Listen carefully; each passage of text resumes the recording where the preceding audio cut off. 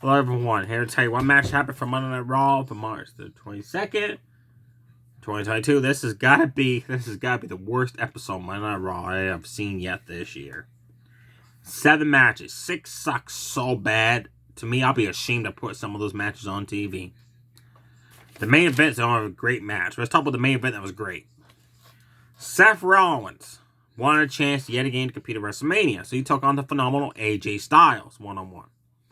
If Seth Rollins had won, he would replace AJ to face Edge at WrestleMania.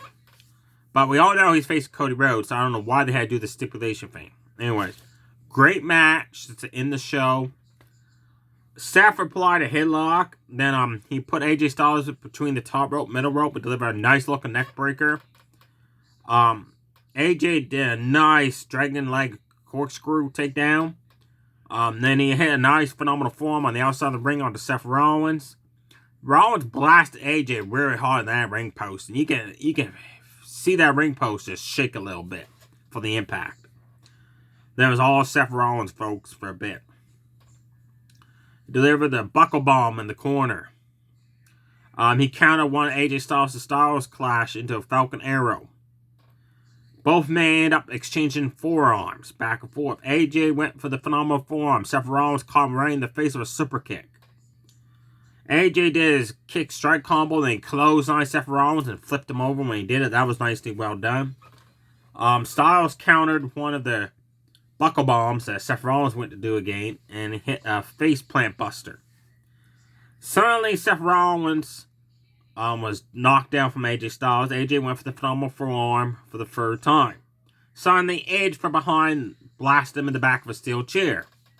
So, AJ won by disqualification. So, Seth Rollins, of course, isn't going to go to WrestleMania storyline. Threw a fit. And he said that next week on Raw, he is going to be on the show to kick off the show. And he's not going to leave that ring until he finds out a way to be at WrestleMania. Definitely check out this match, folks, which is the main event on Raw. So, you can skip the last first 2.5 hours if you want to, because you ain't going to miss nothing. Now on to the matches that sucked really, really bad. Austin Theory took on Finn Balor one-on-one non-title. Now, when these guys put on a match, it's worth watching. Not this one. Because Pat McAfee, goddamn match, had to be outside the ring, throwing his arms up like this, looking like a goddamn orangutan on crack. And he kept causing distraction after distraction after distraction, which took away from a really good match. We could have seen a game between these two. Ended up being a really short match. Finn Balor went for the coup de grace. Austin Theory moved out of the way. Knee to the midsection, kick to the guts. Then Finn Balor hit the running drop kick he does outside the ring and sending Austin Theory to the barricade.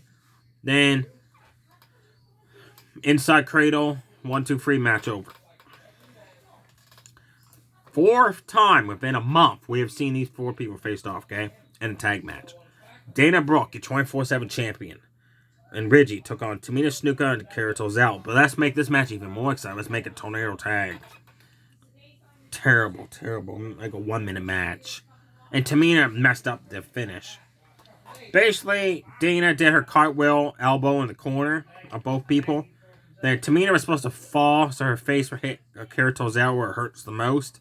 But she messed up, hit him like right around this area in your midsection there. So Cara Tozawa pretends that it hurt, right? What else could the poor guy do? Then Dana pins him. Reggie pins him for the 1, 2, 3. That match, this whole rivalry, it's got to go. Tamina Snuka and Reggie send them out the door. They're no good They're no good. They're just there for gimmicks.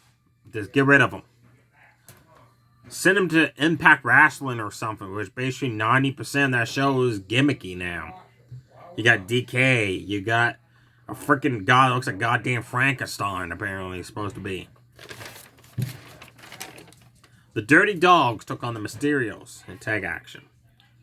Dolph, by the way, is your new NXT champion, but he's still going to wrestle on both shows.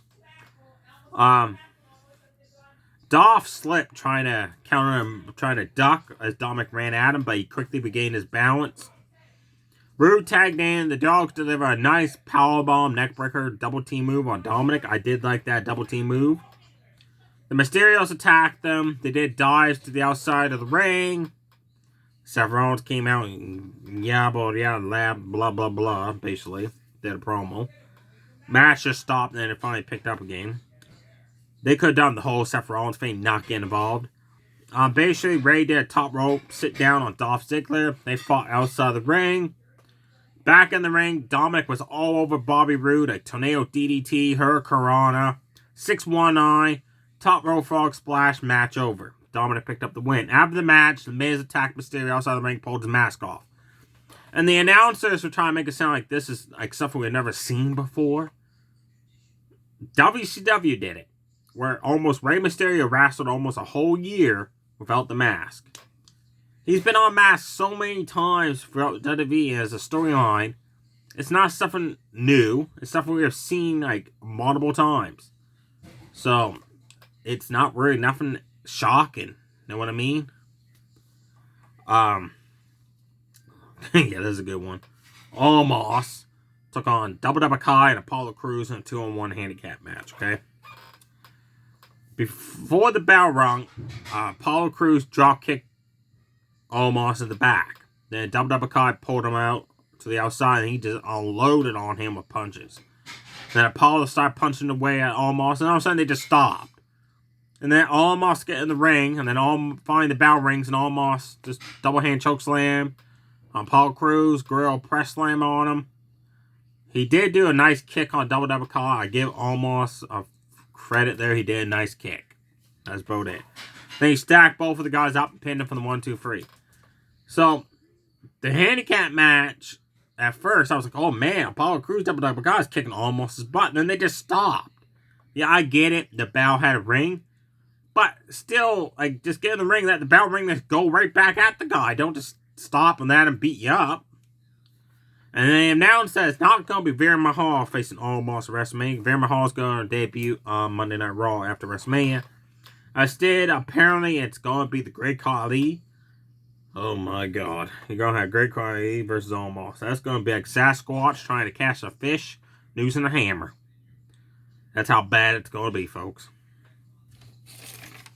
The Alpha Academy took on Rated RK Bro. Non-title. Really short rush to match. Like, I think they were running out of time before the main event when they put the match on. Because it just felt right rushed. And before, these guys have put on great tag matches. This one was a total letdown because of me. Because I think it was rushed. Otis ran, floored Riddle. Knocked him right down. Orton tagged in, did a scoop slam, DDT on Gable, and they just started punching away on Otis's back. Gable did a nice German suplex where he rolls out of the corner, holding on to the guy, lifts him up, German suplex him. He went to do either German suplex maneuver. Matt Riddle countered it. Bro Derek, 1-2-3, match over. After the match, Otis went to do the Vader Bomb on Matt Riddle because Orton was taken out from Gable. Any other time Otis has done the Vader Bomb, he does it just like that. Well, last night he was taking forever to do it, so I knew something was going to happen. Sure enough, the Street Profits attacked, sent Otis over the top rope. Then they delivered a double team spinebuster frog splash on Matt Riddle to send a message to these two teams at WrestleMania we're coming for those tag team titles.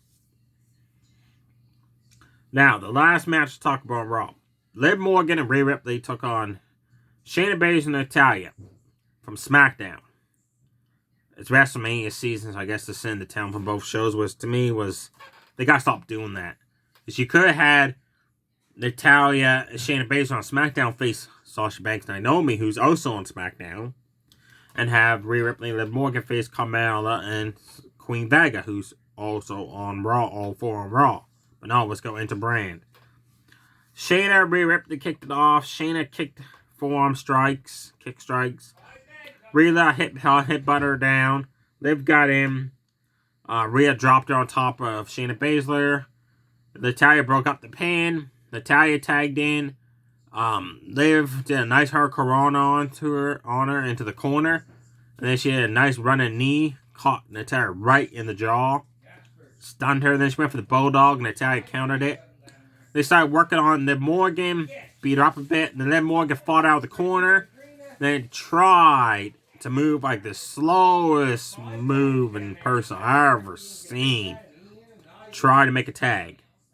Suddenly Shayna Baszler pulled Rhea off the ring apron.